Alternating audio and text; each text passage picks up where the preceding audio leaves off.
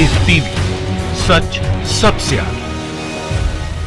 आप सरकार को ही घाटे में ले जाना चाहते हैं और कुछ प्राइवेट प्लेयर्स को फायदे में पहुंचाना चाहते हैं। यही आपकी नीति हर जगह लागू हो रही है। हर चीज को निजी हाथों में देने की आपकी योजना है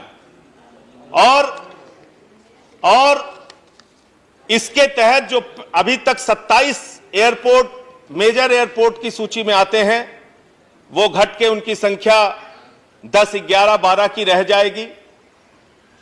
उसमें आप कुछ बड़े प्लेयर्स को, प्राइवेट प्लेयर्स को लेके आएंगे, जिसकी शुरुआत आपने कर दी है। 6-8 एयरपोर्ट आपने अडानी ग्रुप को दे दिया है। आप हर चीज को निजीकरण करने की अपनी योजना को बंद कीजिए, इससे कोई फायदा नहीं होने वाला। आप LIC बेच देना चाहते हैं, कोल इंडिया बेच देना चाहते हैं, आप एयर इंडिया बेच देना चाहते हैं, BSNL बेच देना चाहते हैं, रेल बेच देना चाहते हैं, बिजली आपने पहले बेच दी, पानी आपने बेच दिया। आप सब कुछ अगर बेचते रहेंगे, निजी हाथों में देते रहेंगे, धीरे धीरे सारा कुछ देश ही बिक जाएगा अगर यही हालत रही आपकी तो। इसलिए देश को बेचने की इस योजना पर रोक लगाइए। कुछ अपने ऊपर भी विश्वास रखिए, कुछ सरकारी कर्मचारियों के ऊपर भी विश्वास रखिए। जो सरकारी कर्मचारी रेलवे में वर्षों से काम कर रहे हैं, अपनी सेवाएं दे रहे हैं, आज आपने फैसला ले लिया रेल का निजीकरण करेंगे, उसकी शुरुआत आपने कर दी। शताब्दी को बेच रहे हैं आप, फिर आप प्लेटफॉर्म बेच रहे हैं। इसी तरीके से जेट एयरवेज की क्या हालत है? जेट एयरवेज को आज आपने भुखमरी की कगार पे पहुंचा दिया। आप प्राइवेट प्लेयर्स में जहां पर आपकी मर्जी होती है, वहां पर आप मदद करने के लिए आगे आ जाते हैं। 5.5 लाख करोड़ रुपए आपने चंद पूंजीपतियों का माफ कर दिया पिछले 5 सालों के अंदर। लेकिन जेट एयरवेज, जिसके कर्मचारी आज भुखमरी की कगार पे है मान्यवर, और 4 कर्मचारी उनके या तो आत्महत्या कर चुके हैं या सदमे से, बीमारी के कारण उनकी जान जा चुकी है।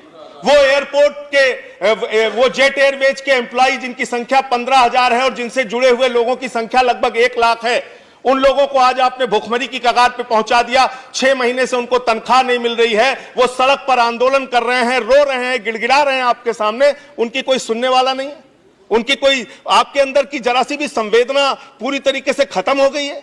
इतने बड़े सेक्टर को आप डूबने दे रहे हैं। आप एयर इंडिया को आज घाटे में कैसे पहुंचा है, यहां बैठे हुए सारे लोग जानते हैं। जितनी भी इंपॉर्टेंट फ्लाइट्स थी उनके समय आपने बदल दिए, उनके उड़ानों के टाइम आपने परिवर्तित कर दिए, आपने अनाप शनाप उसके टैरिफ बढ़ा दिए।